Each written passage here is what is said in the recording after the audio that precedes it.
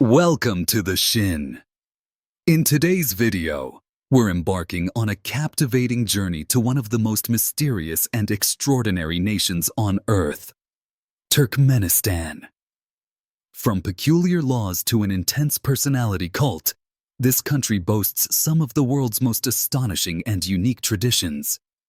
Prepare to uncover the incredible quirks and fascinating features that make Turkmenistan truly one of a kind. Let's dive in. The enigmatic world of Turkmenistan. Nestled in Central Asia, Turkmenistan is one of the world's most enigmatic and secluded nations. Bordered by Kazakhstan to the north and Afghanistan to the south, it remains a mystery to much of the global community. Dominating the landscape is the vast Karakum Desert, an endless expanse of sand that covers over half of the country's territory.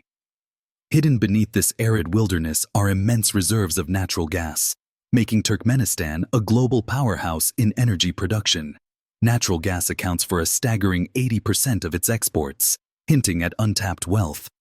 Yet, despite its resource abundance, Turkmenistan is a land of stark contradictions. With a population of just over 6 million, it is among the most isolated countries on the planet. Since breaking away from the Soviet Union in 1991, the nation has been under authoritarian rule, governed by only 3 presidents in its independent history. The leadership is dominated by a pervasive cult of personality, where the president's image is ubiquitous and dissent is brutally suppressed. This tight grip on power, combined with a centralized economy and limited political freedoms, creates a paradoxical state where the nation's wealth rarely reaches its people. Turkmenistan's unique blend of natural opulence and political repression cements its status as one of the most puzzling nations in the modern world. Despite its untold treasures, this hidden realm remains shrouded in secrecy, a land of contrasts that captivates and confounds in equal measure. The reign of the extreme dictator. After Turkmenistan gained independence, the nation fell under the rule of Saparmurat Niyazov, who declared himself Turkmenbashi, the father of all Turkmen. His regime was defined by an extraordinary cult of personality that verged on the surreal. Niyazov's ambition to cement his godlike status infiltrated nearly every corner of public and private life, creating a legacy of control and eccentricity. One of the most peculiar hallmarks of his reign was the Runama, a book he authored, positioning it as a spiritual and moral compass for the Turkmen people. But the Runama was no ordinary text. It became mandatory for all citizens. From schools and universities to government offices, it was required reading, deeply embedded in daily life. Success in nearly any endeavor, whether applying for a job or obtaining a driver's license, depended on one's proficiency in the Runama. In essence, the book served as a vessel to perpetuate Niyazov's ideology, ensuring his influence was inescapable. Under his rule, the nation's vast natural resources, brimming with potential, were largely channeled into fortifying the dictator's power. This obsessive focus on promoting his personal ideology came at a heavy cost. Turkmenistan became one of the most isolated nations in the world, with its citizens bound by the eccentric whims and unyielding beliefs of a single man. While the country possessed immense wealth beneath its deserts, much of it was overshadowed by the extreme grip of its leader. The Calendar Revolution. As if the Runama wasn't eccentric enough, Saparmurat Niyazov took his fixation with self-glorification to even stranger heights by overhauling Turkmenistan's calendar. In a move befitting a surreal dictatorship, he renamed the months and days of the week to honor cultural symbols, historical figures, and, of course, himself. January became Turkmenbashi, a tribute to Niyazov's self-styled title as Father of all Turkmen. April was rechristened Gurban Sultan after his beloved mother. Even the days of the week weren't spared. Tuesday turned into Youth Day, Yas Gun, and Thursday became Justice Day, Adalat Gun. These changes were not merely symbolic. They were mandatory. The new names were integrated into official records, school lessons, and even mundane activities like television schedules. This bizarre calendar reform was more than an eccentric quirk. It was a calculated attempt to cement Niyazov's presence in every aspect of daily life. By reshaping how time was understood and spoken about, he ensured that his legacy loomed over every moment. The calendar became yet another mechanism for reinforcing the all-encompassing cult of personality that defined his reign, making it nearly impossible for citizens to go about their lives without acknowledging his omnipresent influence. In Niyazov's Turkmenistan, even the flow of time itself bowed to the president's dominance. The strangest laws. In Turkmenistan, the laws can sometimes feel as enigmatic as the country itself. Among the most baffling is the 2014 ban on black cars in the capital city of Ashgabat, a decree issued by President Gurbanguly Berdimuhamedow. The abrupt decision left residents stunned as their black vehicles were suddenly towed away without prior notice. The reasoning behind this peculiar rule lies in the president's personal affinity for the color white, which he views as a symbol of happiness and prosperity. In contrast, black was deemed undesirable, leading to the outright ban of black-painted cars in the city. Vehicle owners were not only required to repaint their cars white, but also had to sign agreements pledging compliance with the new mandate. This obsession with white goes far beyond cars. Ashgabat's skyline is a testament to this peculiar preference, with its streets lined by dazzling white marble buildings that dominate the cityscape. The president's fixation on white has become a striking symbol of how personal whims shape the nation's rules and culture, turning even the smallest aspects of daily life into a reflection of his ideals. In a country already renowned for its eccentricities, the ban on black cars underscores the extreme nature of Turkmenistan's authoritarian rule, a regime where even color choices are dictated from the top. The dress code. In Turkmenistan, women's attire is tightly regulated, reflecting the nation's strict societal norms and authoritarian grip on personal freedoms. Modern clothing, such as jeans or fitted dresses, is strictly forbidden. Instead, women are required to wear traditional, modest clothing in public. This typically consists of balak, wide-legged embroidered trousers, paired with long dresses that align with both cultural traditions and government mandates. The dress code extends far beyond fashion. It serves as a tool of control. For instance, female government employees are compelled to sign agreements pledging to avoid beauty services, further limiting their personal expression. This policy reflects an effort to regulate not just appearance, but also individual autonomy, reducing personal freedoms to align with state-imposed ideals. The consequences for violating these dress codes are severe. Women risk losing their jobs or facing even harsher penalties, underscoring the government's commitment to enforcing conformity. By dictating how women should dress, the regime ensures that individuality is suppressed and adherence to state-approved standards is maintained. Turkmenistan's dress code, though outwardly focused on appearance, is a window into the broader mechanisms of control within the country. It illustrates the lengths to which the government will go to enforce uniformity, particularly targeting women, as a means of reinforcing its authoritarian vision of society. The makeup ban. In Turkmenistan, the regulation of women's appearance goes far beyond clothing, extending into personal grooming and cosmetics. Since 2004, female television presenters have been forbidden from wearing makeup during broadcasts. The government justifies this restriction by claiming that makeup conceals a woman's natural beauty and conflicts with the nation's traditional values. This ban is just one of many measures introduced to enforce what the government deems moral purity and cultural authenticity. The year 2004 marked a turning point, with sweeping limitations placed on women's rights.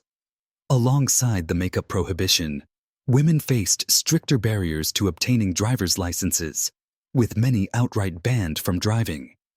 Beauty services such as hair salons and spas were also outlawed, further stripping women of opportunities for personal expression and autonomy.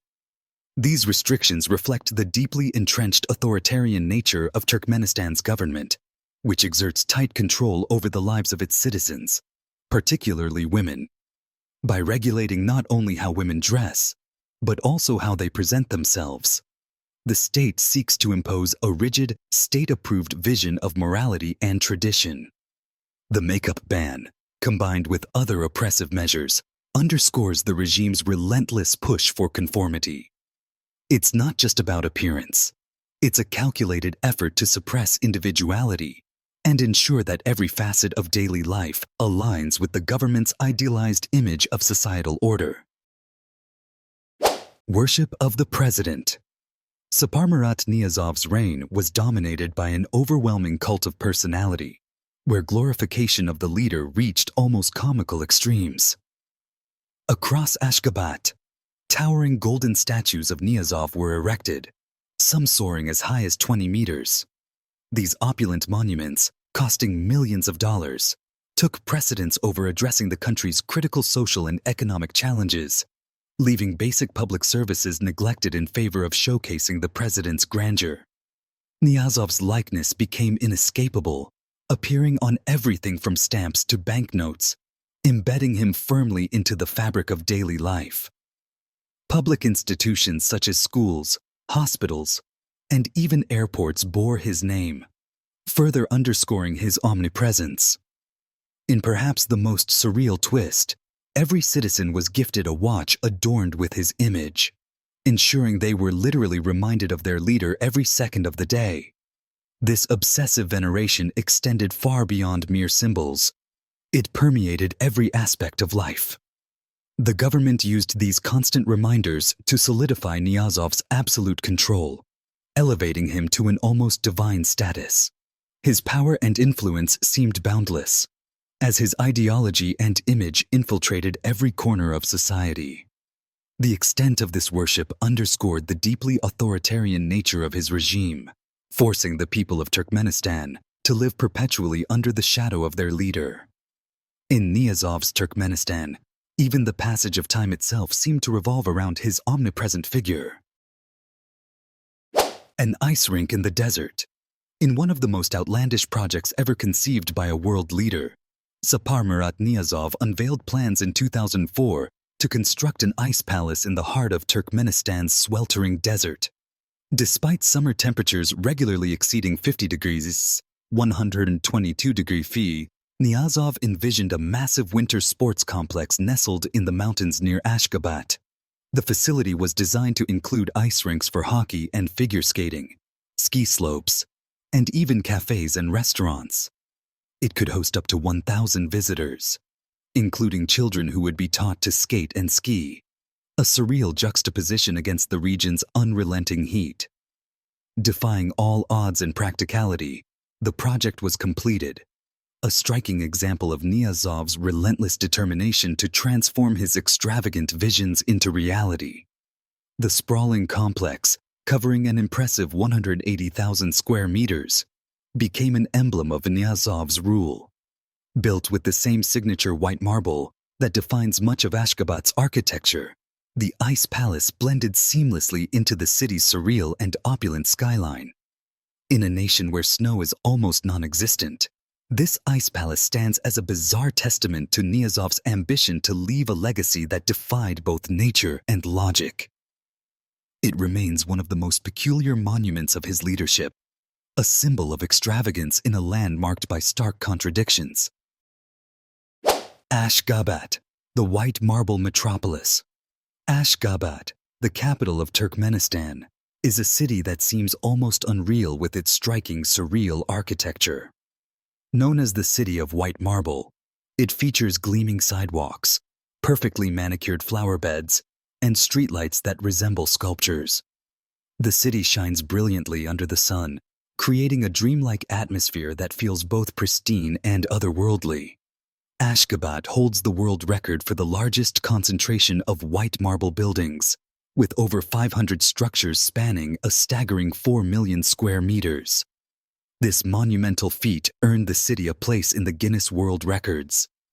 The landscape is dotted with beautiful parks and symmetrical fountains that amplify its grandeur, leaving visitors in awe of the immaculate design and meticulous attention to detail. Yet, beneath its dazzling exterior, there's a curious emptiness to Ashgabat. Many of the city's luxurious marble-clad neighborhoods remain almost entirely vacant. The only people who occupy these lavish buildings are typically security guards, cleaners, and other service workers. The reason for this stark contrast is simple. The cost of living in these opulent spaces is prohibitively high for most of the population. While Ashgabat is undeniably an architectural wonder, its beauty hides an underlying truth. These grand structures are not meant for the people, but for a select few. This gives the city an eerie, deserted feeling, as if the magnificence of the city is reserved for an exclusive elite, leaving the streets nearly empty despite the overwhelming splendor. The Melon Day.